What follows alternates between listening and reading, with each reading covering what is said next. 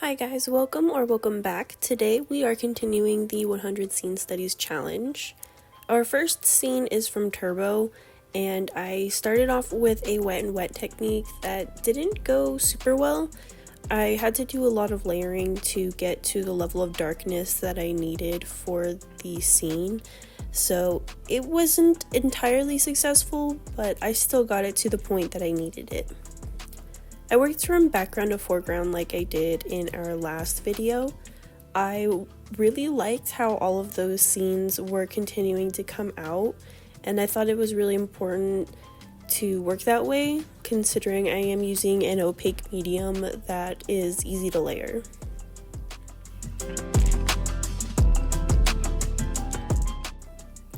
The shell of the snail was my favorite part to paint.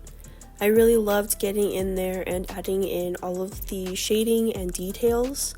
I loved the stark contrast that I was able to get considering the backlighting situation in the scene, and adding in all of the fine details and that spiral was really satisfying.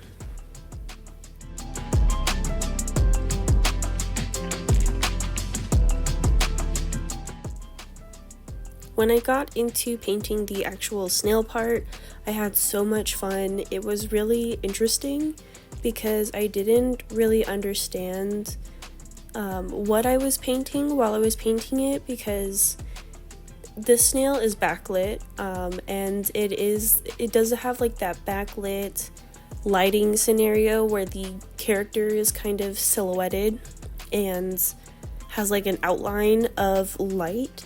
But there was also subsurface scattering, which is when the portion of the body or figure is kind of translucent from the light, and the parts where that is apparent is when the snail is super vibrant and bright in those really bright red-orange sections. So that was really interesting to paint, and I really enjoyed adding in all of that vibrancy. The saturation was something that I was really happy about adding in. It's not something that I work with a lot. I tend to gravitate towards very desaturated, very neutral tones, so it was really interesting to go outside my comfort zone there.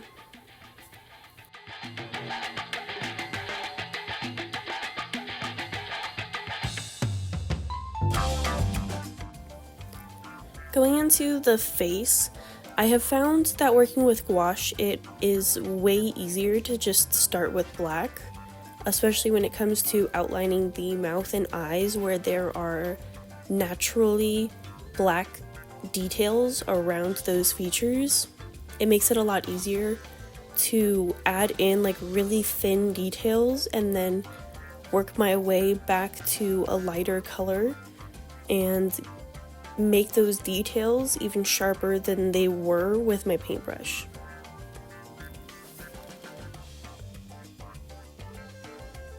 It was really starting to come together, and then once the face was done, it was basically there. I actually almost forgot to add in the erasing details on the shell itself after I'd finished the face. I was a little bit sad to go over the shell with those details, but it definitely brought the piece to a finish.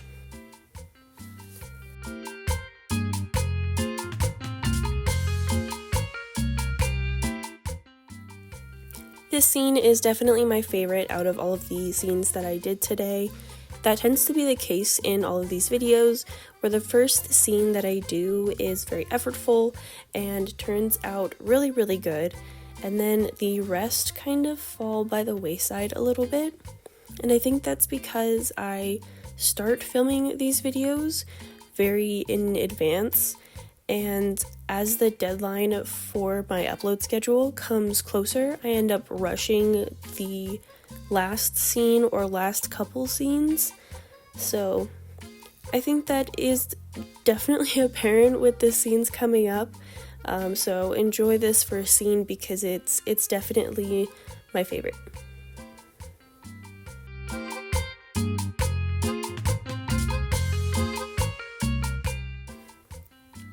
Turbo is such an adorable movie. I really should watch it again. I don't know if it's available on any streaming service, but it's a movie that I really adore, and I was kind of getting nostalgic about it while I was editing because it's a movie that I used to watch all the time and kind of forgot about.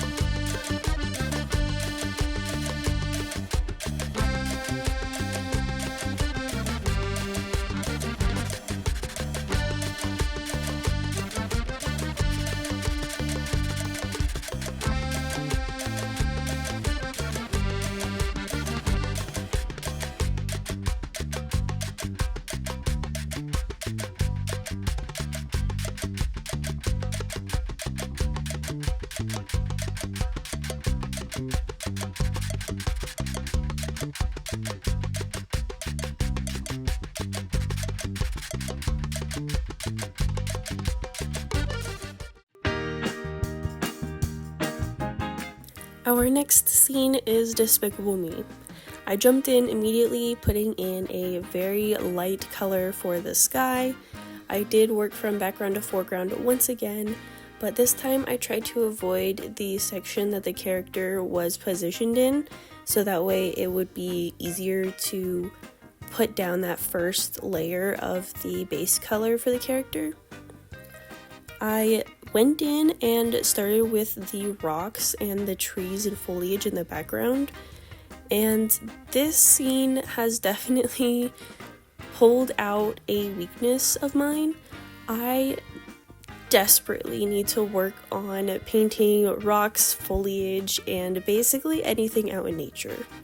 So that's something that I'm definitely going to be working on over the next couple weeks, because these rocks, the tree in the background, and the moss on the rocks, they're all looking pretty rough. There is the rock that the character is standing on, but it doesn't look like it's a rock because of the green patch on top. I think it's supposed to be moss, but I painted it super duper saturated, so it kind of just looks like grass.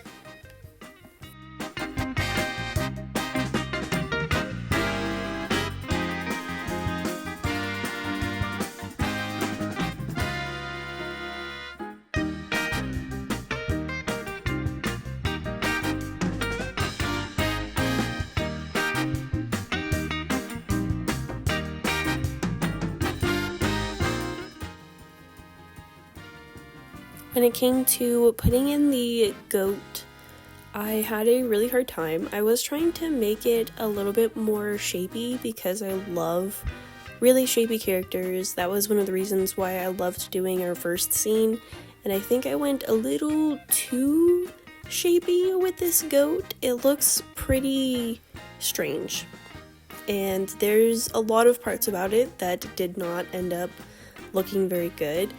I think that the lighting situation also didn't help, because it's supposed to be harsh lighting from above because of the very bright sunny day, but there's also supposed to be reflective light from the rock beneath the character, where that very bright green is bouncing up and catching the underside of the goat and the goat's face. And I tried my best to capture it, and I think if you think about where the lighting is coming from, as I've explained it, it makes more sense, but I think that it's still really confusing to look at. I tried my best, but clearly I do need a lot more practice with lighting.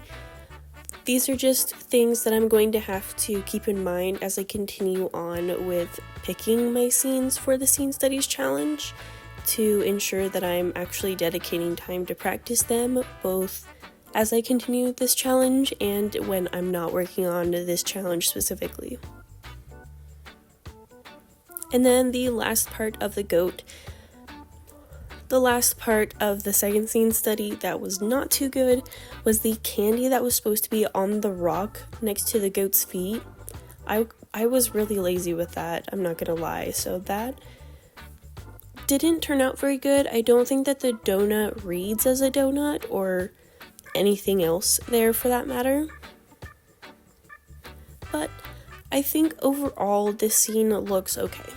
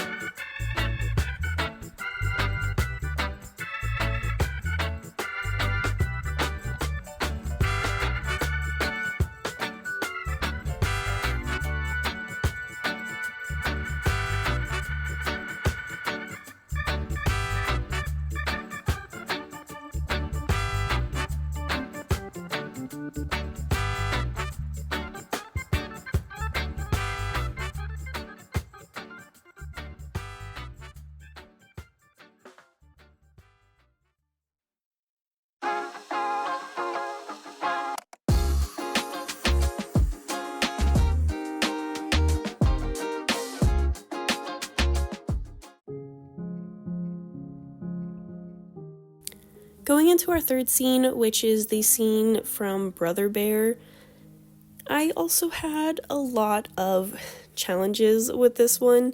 I started off with the background, and once again, I need practice painting in nature because this is supposed to be like a mountain-scapey scene, and there's like a river and some grassy areas, and I don't think it reads very well at all.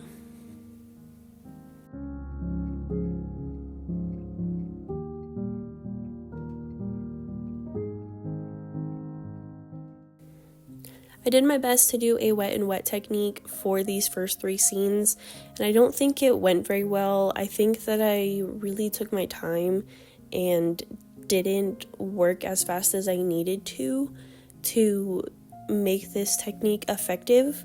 I definitely fixed that with the fourth scene, so get ready to see that. Once I had this weird mountainscape scene as good as I was gonna get it, I started in with the field. And this was going a lot better than I thought it was going to. The layering of the different colors was a lot better than any other attempts of me painting grass before.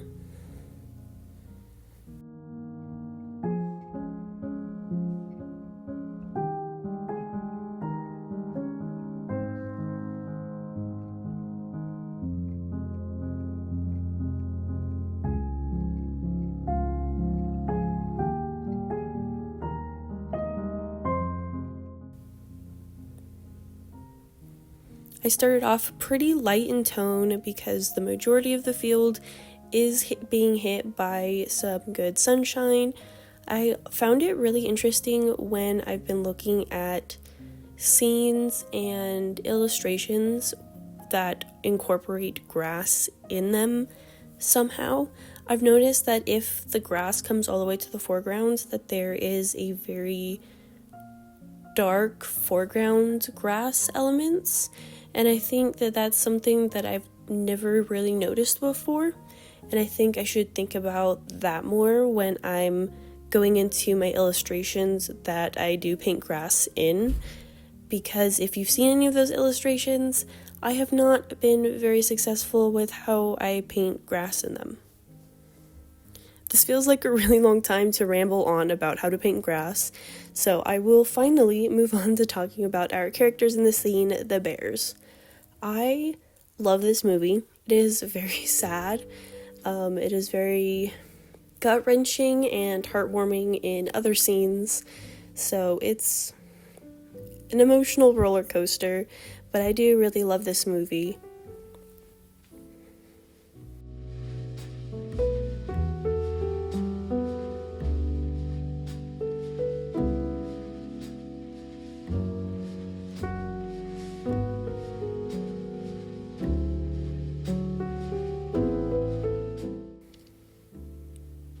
I have been thinking about painting some of the forest scenes from this painting. I think those are also really beautiful. This could actually just be a really good movie to practice painting scenery from. I think all of the artwork in this movie is really gorgeous. But painting in the bears did not go very well. I think that my paint water was really muddy or something. I don't know if it was my paint water or if I was just having a really hard time mixing colors, but the colors that I painted for the bears were just not turning out.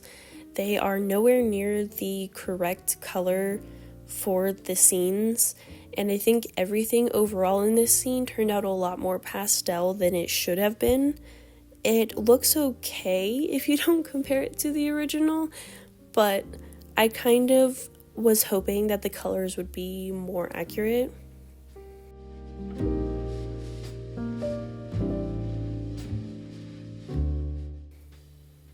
I am really happy that for these last two scenes I picked animated movies where the characters were more flat, because those first two scenes kind of took a lot out of me from my poor attempts at rendering that goat and then spending a whole lot of time and energy doing that first scene that turned out actually pretty well.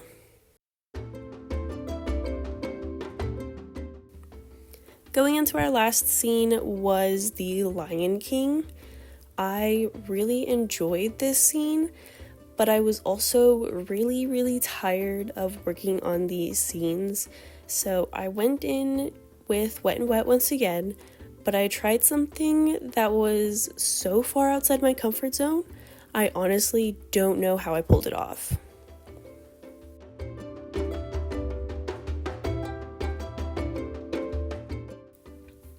Once I had layered in all of my colors and designs in the background for that wet section and let it dry, I went in with my paintbrush and sketched out our characters. I have never attempted to do anything like this in any painting that I've ever made. I have never freehanded a character before. It's kind of crazy to watch back the footage, because when I was doing it, in my head, it was no big deal.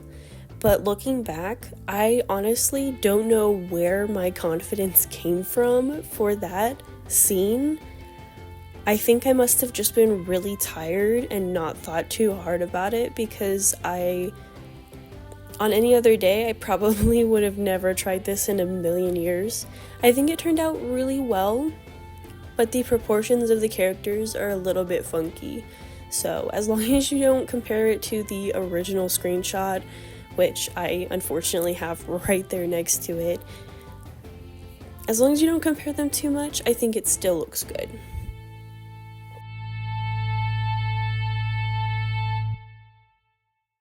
So once I painted in all of the outlines, I just had to fill in all of the colors. I made it super easy for myself, going from dark to light. This is a technique that is really interesting. I really like how I did it. I think that it actually made this whole painting process a lot quicker than I anticipated it going.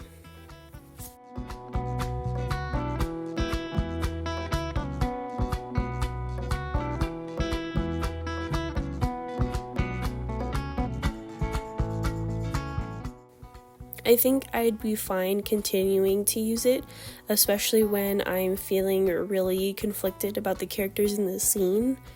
One part of this that made it really easy for me to just start freehanding was that I was really concerned about how the characters were going to look.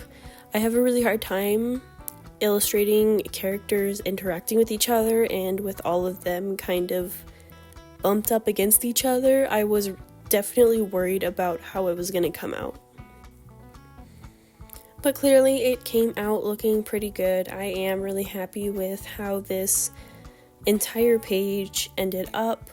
There's always ups and downs with every set of scene studies that I do, always things that I can learn and take away and save for next time.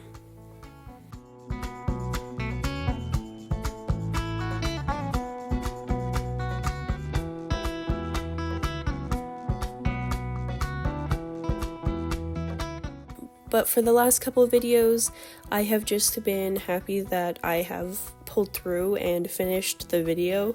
So quite frankly, I'm just proud that I finished this page in the first place. Thanks for watching. I hope that you enjoyed this video, and I hope that you enjoyed watching me paint these scenes. Let me know what your thoughts are in the comments below. Or if you have any recommendations for scenes that I should paint in the future, you can also leave those in the comments below. Thank you so much for watching, and I will see you guys next time. Bye.